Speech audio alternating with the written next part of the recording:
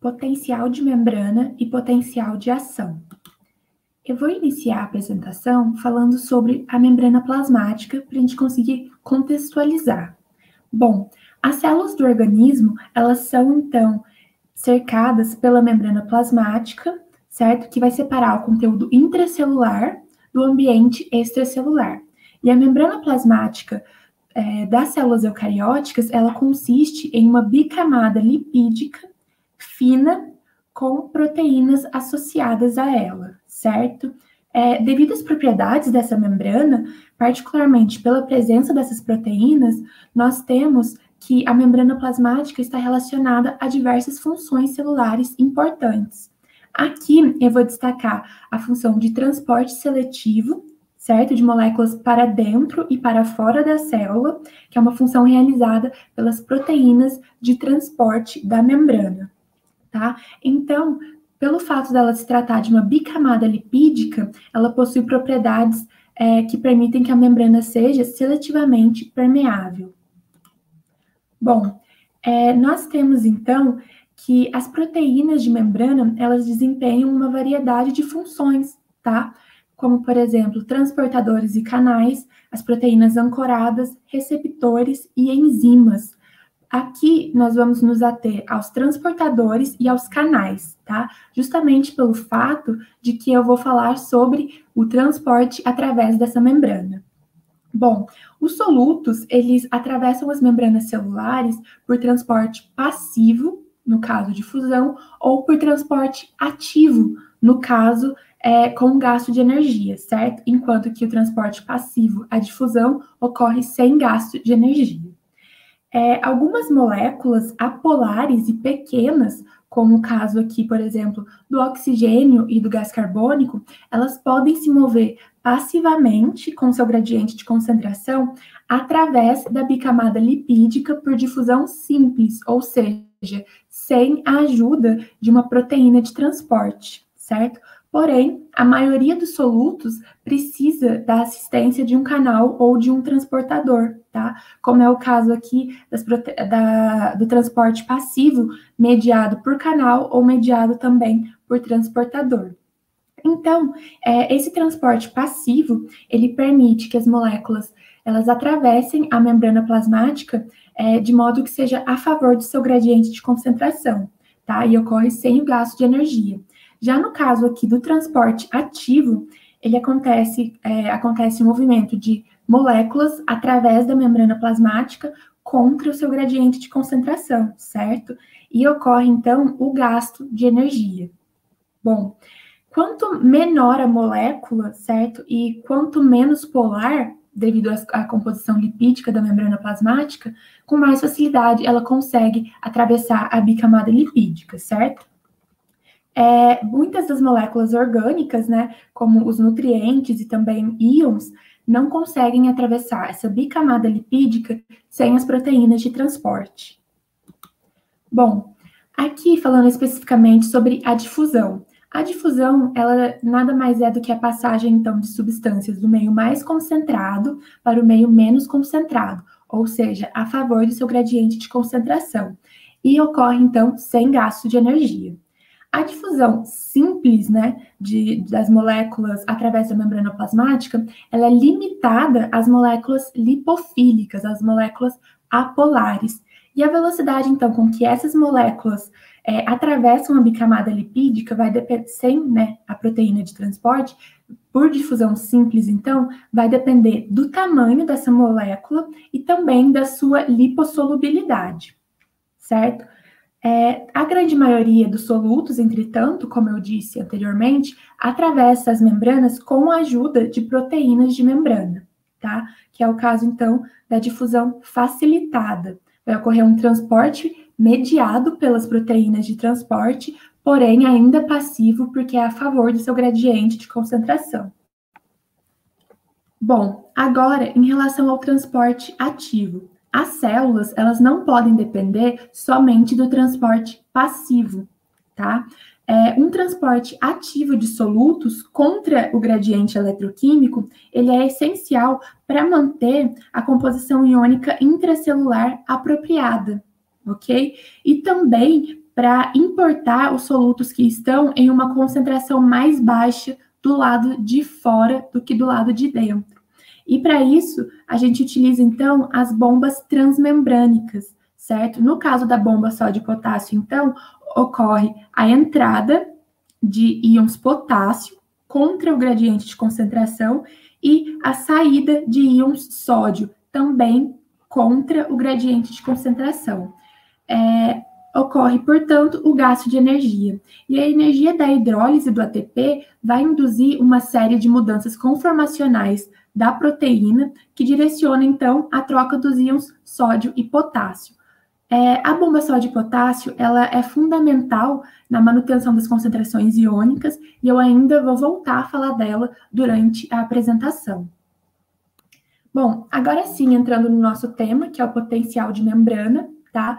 Que o potencial de membrana, ele é o potencial citoplasmático, quando o meio extracelular está no potencial zero e é idêntico à diferença de potencial através da membrana.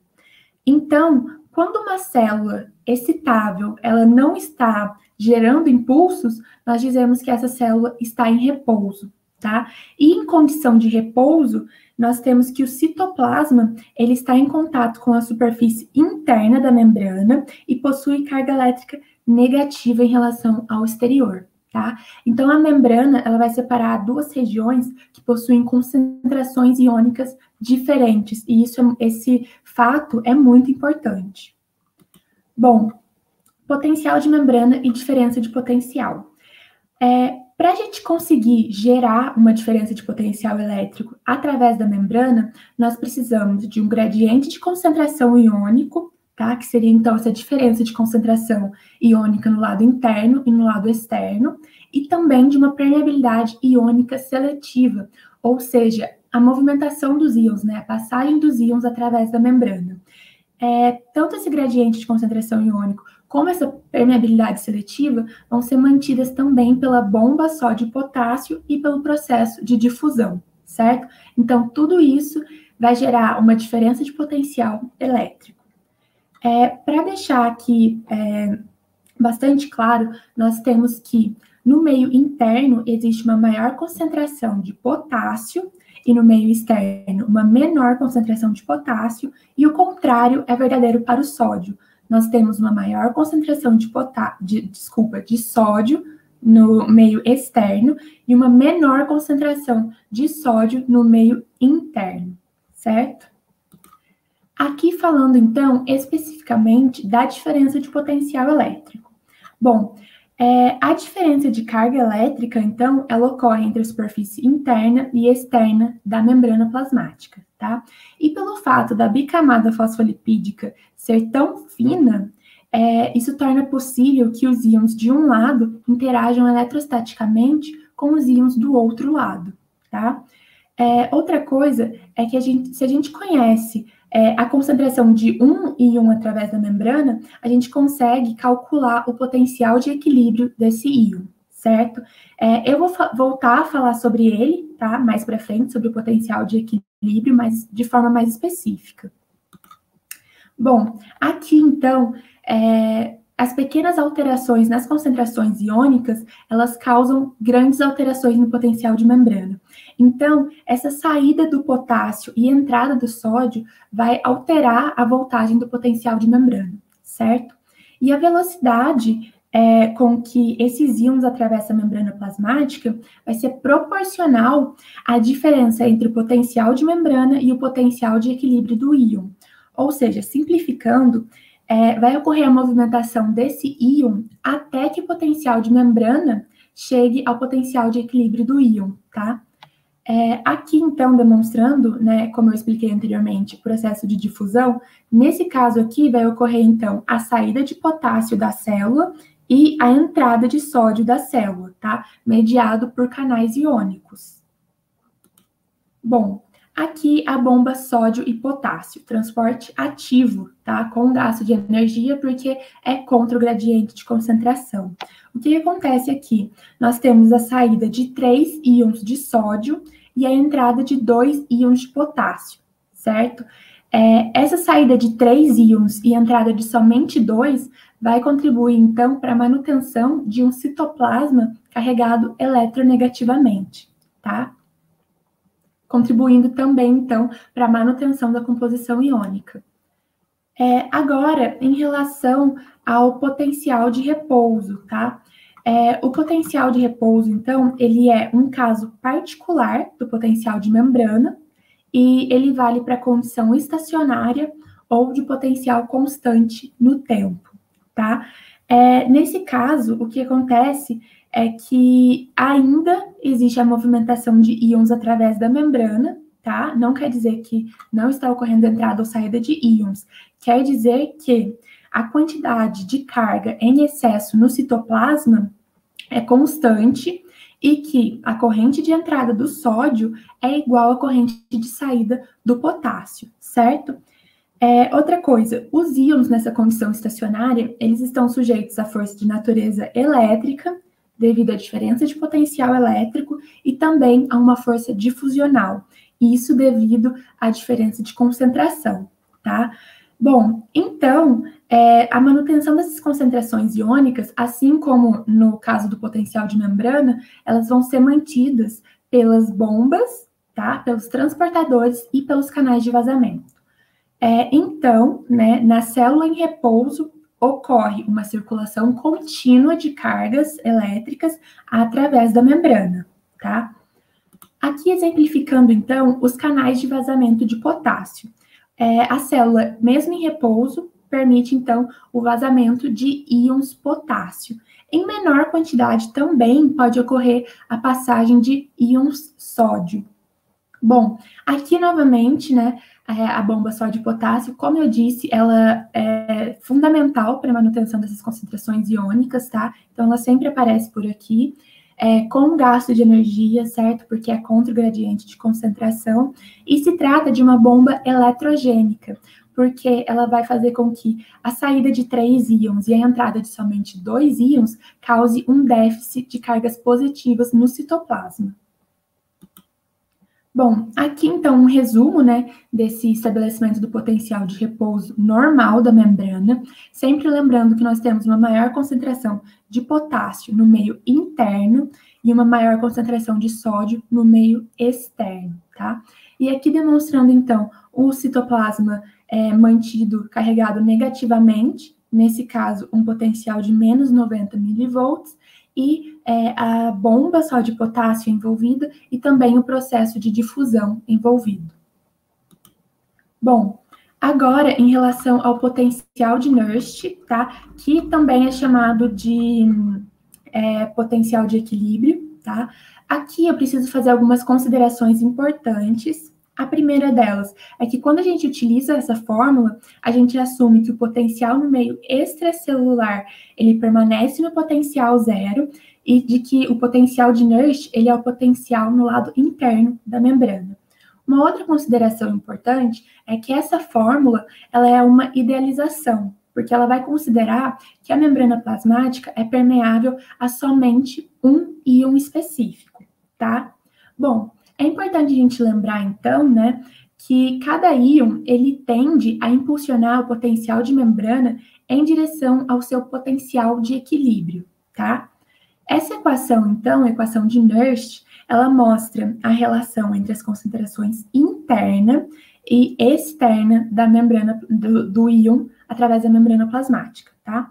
E as diferenças de potencial elétrico através da membrana quando o equilíbrio é atingido. Então, de acordo com essa equação, a gente consegue estabelecer o potencial de equilíbrio de cada íon, ou seja, o potencial no qual não há a movimentação desse íon, certo? Bom, quando a gente utiliza a equação de Nernst, então, nós estamos considerando que a membrana é permeável a somente um íon. Quando a gente considera que a membrana é sim permeável a diferentes íons, nós utilizamos a equação de Goldman, tá? Nesse caso, então, a diferença de potencial elétrico que se desenvolve vai depender de alguns fatores, tá? Vai depender da polaridade das cargas elétricas dos íons envolvidos, vai depender também da permeabilidade da membrana plasmática aos íons envolvidos e também da concentração interna e externa desses íons, tá? A partir dessa equação, então, é possível calcular o potencial do lado interno da membrana quando nós temos dois íons positivos, no caso o sódio e o potássio, e um íon negativo, no caso o cloro, tá? Então, vai considerar a concentração interna e externa e a permeabilidade da membrana a esses íons, tá? A gente pode dizer, então, que o gradiente de concentração de cada um desses íons vai ajudar a determinar a voltagem do potencial de membrana, certo?